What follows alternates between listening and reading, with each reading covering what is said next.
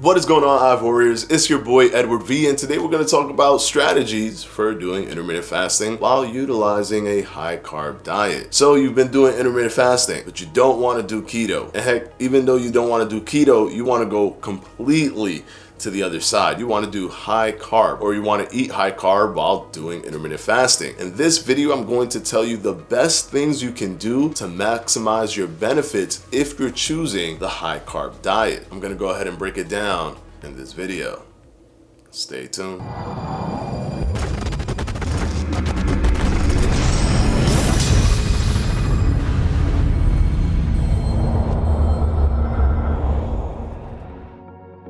Quickly before we start, guys, this video is brought to you by yours truly, Fledge Fitness and the Fledge Fitness jump rope. If you haven't gotten yours yet, what are you waiting for? With the aluminum handle and ergonomic design and even swivel design, you can't go wrong with the Fledge Fitness speed jump rope. The link will be down in the description below, or you can click on the top right hand corner and it'll take you right to my website where you can go ahead and purchase it for only $16.50. And of course, as always, guys, thank you for your support. Now let's go ahead and jump right into the video. All right, quickly jumping into what you should do, how you should strategize when eating high carb and doing intermittent fasting. Well, the first thing you should do is break your fast with foods that are low on the glycemic index. This is something that I've mentioned in my previous video on Wednesday, but in reference to what I'm talking about now, you want to make sure that you gradually increase your insulin and blood sugar as opposed to spiking up your blood sugar and insulin when you're consuming your foods. So do not eat things that are high on the glycemic index when initiating your fast break. So things like apples and bananas are good to eat to initiate that fast break, and that will help you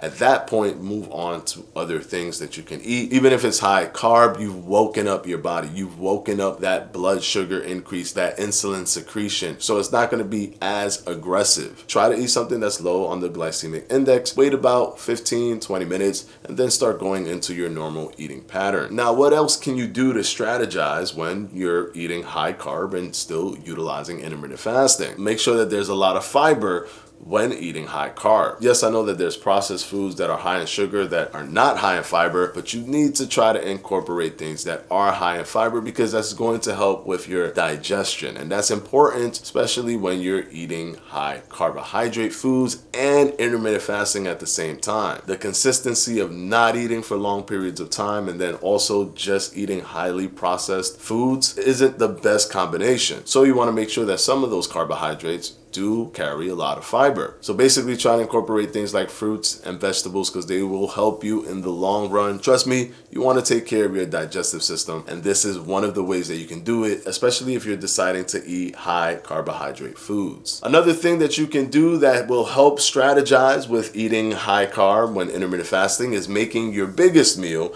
or making your main meal the final meal of the day. So if you're eating in a 4-hour window, or if you're eating in an 8-hour window, you may spread out your meals. Try to go gradually into your biggest meal. So eat your smallest meal to start, kind of rev up your body, eat your medium meal or your in-between meal, and then eat your largest meal right before you're about to end your eating period. This gradual move from low to high will give your body a more natural increase in its blood sugar, a more natural increase in its insulin, and then you can end your fast without abruptly disrupting your body. Your body created a more natural flow from low calorie intake to a higher calorie intake, and this goes in line with breaking your fast with low glycemic foods. And what's one of the more important things that you can do when eating high carb is that you want to incorporate a fasting protocol that bare minimum has about 16 hours of fasting or more. Why? Because the metabolic switchover that I always talk about, that's referenced from Dr. Stephen Anton and colleagues, in which they looked at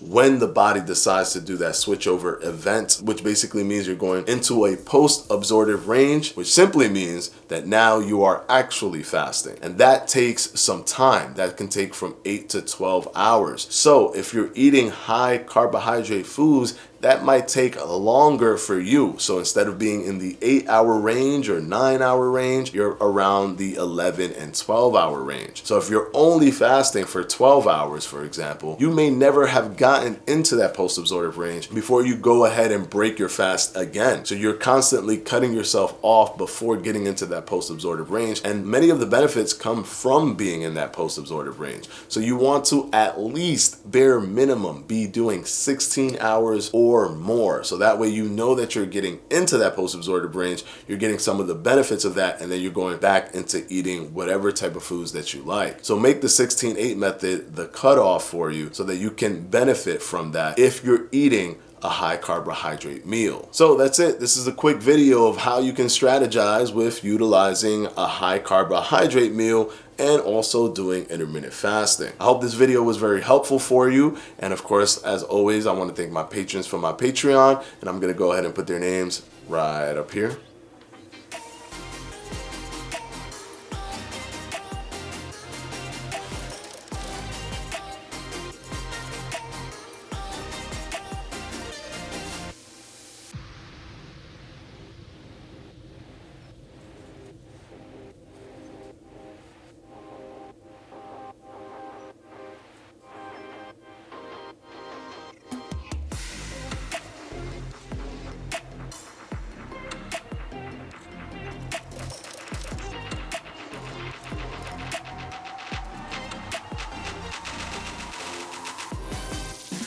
And of course, as always, guys, I'll see you on Wednesday for another FAQ. Peace!